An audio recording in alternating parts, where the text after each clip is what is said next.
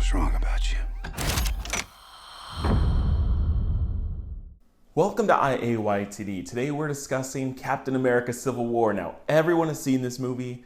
I am the last person to get to talk about it, so I'm not going to do a full review because you've already heard that it's amazing. So I'm just going to tell you a few things I didn't like, then most of the video is going to be all the stuff that I thought was really cool, and then I want you to tell me all the things that you thought were super cool. As a warning, there are full spoilers. If you want spoiler-free reviews, you can either go to my written blog and see what I thought. You can go to my Instagram at IAYTD, where I do a snapshot review, or you can go to literally any other review in the world because they all say it's amazing. So now let's dive into spoilers. So, let's talk about what didn't work. Most of the CGI effects are really great. Like when you see Giant Man grab War Machine, like it looks cool, it looks great. But there were times when things looked weird. Spider-Man, it took me a long time to kind of buy his look. He just looked very CGI. You could tell he was kind of added in afterwards. And then most notably was when Iron Man, whenever he took the helmet off, it looked weird. It looked like his head was floating and that the suit was completely CGI. So every time he was trying to hold a real conversation, I was like, I don't like that. So that was kind of off-putting. And then the ending, I wish there had been some more closure about the Accords, what happened, kind of where we are now. You know, like there's going to be more movies and it's like, are the Accords still happening? Like what's happening? I wish there was something more about that at the end. A lot of people think that Baron Zemo, or I guess just Zemo here, played by Daniel Bruhl, was not an effective villain. And I agree and disagree. I agree that he is not Baron Zemo. You know, he is not the purple sword master kind of villain that we're used to. But I think in the context of Civil War, I really liked him.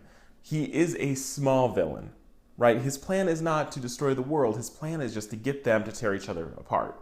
And it works. You know, his plan succeeds. So he wins. He's kind of the first villain to I won.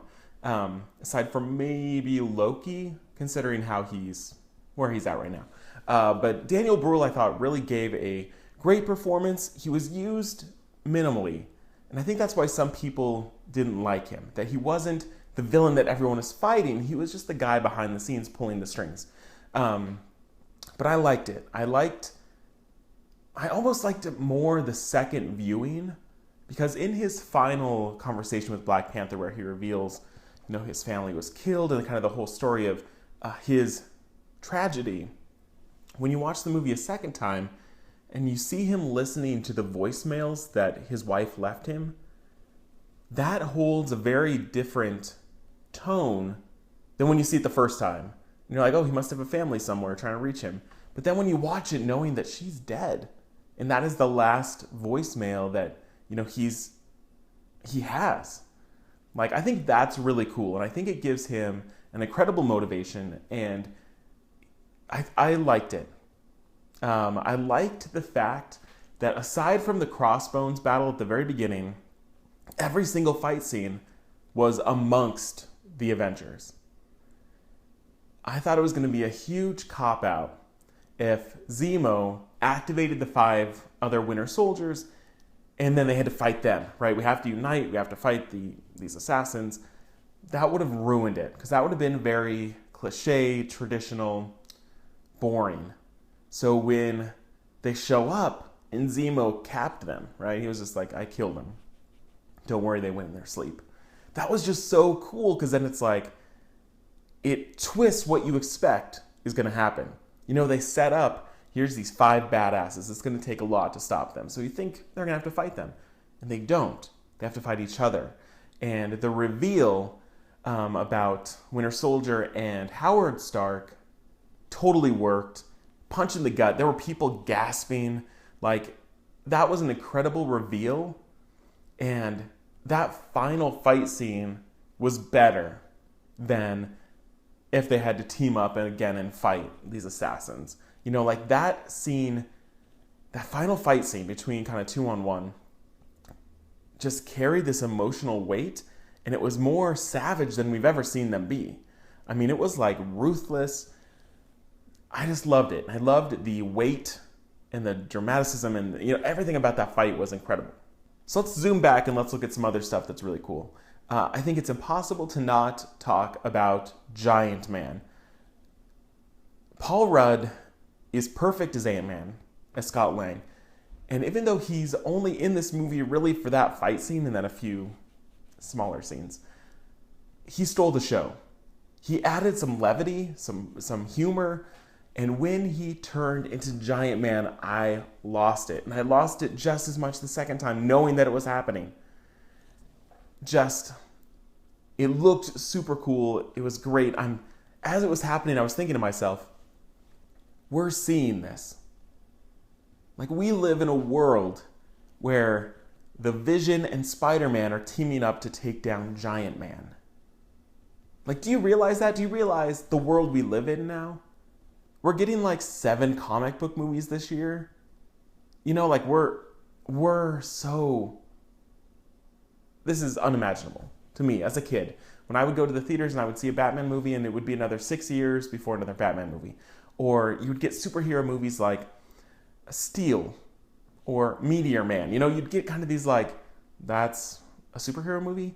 And now we are getting multiple movies every year that it's like, I can't believe the world we live in. Anyways, back to Captain America. I love Spider-Man.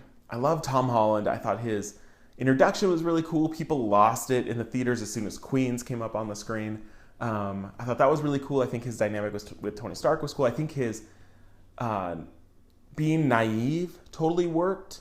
It was like, well, Tony Stark said this, and he said you'd say this. Like, it works because he's a kid, and it's totally believable. And this is the youngest, really, we've seen Spider-Man, and it works. A lot of people were thrown off by how young he was, how funny he was, but he's just a kid, and he's a nerd, and he's building computers, and he's broke. It works, and I'm super excited about Homecoming, which comes out, I think, in like a year and a half or so. I think that'll be really great. I'm really optimistic about that. The other new character is Black Panther. Loved him.